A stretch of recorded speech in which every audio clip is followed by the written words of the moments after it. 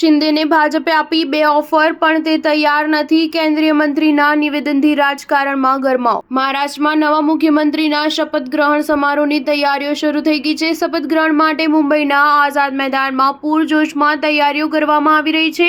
ભારતીય જનતા પાર્ટીએ પુષ્ટિ કરી છે કે આ સમારોહ 5 ડિસેમ્બરે થશે, જેમાં વડાપ્રધાન નરેન્દ્ર મોદી સિવાય ઘણા મોટા નેતા સામેલ છે. જોકે ભાજપે સત્તાવાર રીતે મુખ્યમંત્રીના નામ પર કોઈ ખુલાસો કર્યો નથી, પરંતુ પાર્ટીના સૂત્રો પાસેથી મળતી માહિતી મુજબ મુખ્યમંત્રીના પદ માટે દેવેન્દ્ર ફડણવીસના નામ પર મહોર લગાવી દીધી છે. વળી એનડીએના વરિષ્ઠ નેતા રામદાસ આઠવલેએ મંગળવારે કહ્યું કે મુખ્યમંત્રી પદ માટે ફડણવીસના નામનું એલાન થવાનું છે. મહારાષ્ટ્રના મુખ્યમંત્રીના સવાલ પર કેન્દ્રીય મંત્રી રામદાસ આઠવલેએ મીડિયા સાથે વાતચીત કરતા કહ્યું કે મને લાગે છે કે કાલે જે બેઠક થવાની છે તેમાં ભાજપ હાઈકમાન્ડ તમામ ધારાસભ્યોની વાત સાંભળશે. મને લાગે છે કે કાલે દેવેન્દ્ર ફડણવીસના નામનું એલાન થઈ શકે છે. તેમનો નાયબ મુખ્યમંત્રી તરીકે કાર્યકાળ સારો રહ્યો છે. એકનાથ શિંદેને કોઈ તકલીફ નથી. તે પહેલા જ કહી ચૂક્યા છે કે તેઓ મુખ્યમંત્રીની રેસમાં નથી. ભાજપ હાઈકમાન્ડે પહેલા જ જણાવી દીધું છે કે શિંદેને મુખ્યમંત્રી બનવામાં નહીં આવે.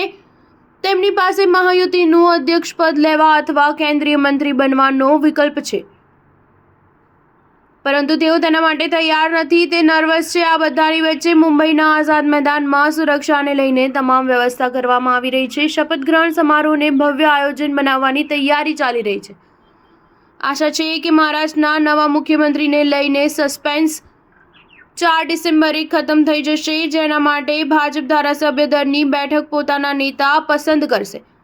આ દરમિયાન નાણામંત્રી સીતારમણ અને ગુજરાતના પૂર્વ મુખ્યમંત્રી વિજય રૂપાણીને બેઠક માટે કેન્દ્રીય નિરીક્ષક બનાવવામાં આવ્યા છે. નોંધનીય છે કે 2 વાર રાજ્યના મુખ્યમંત્રી રહેલા દેવેન્દ્ર ફડણવીસને મુખ્યમંત્રી બનાવવાની રેસમાં સૌથી આગળ માનવામાં આવે છે. ધારાસભ્ય દળની બેઠક બુધવારે સવારે વિધાનસભા ભવનમાં થશે, જ્યાં તેમના નામ પર મહોર લગાવવામાં આવી શકે છે. 20 નવેમ્બરે યોજાયેલી વિધાનસભા ચૂંટણીમાં મહાયુતિએ 288 બેઠકો જીતી હતી. તેમાંથી 132 બેઠકો પર ભાજપને જીત મળી છે.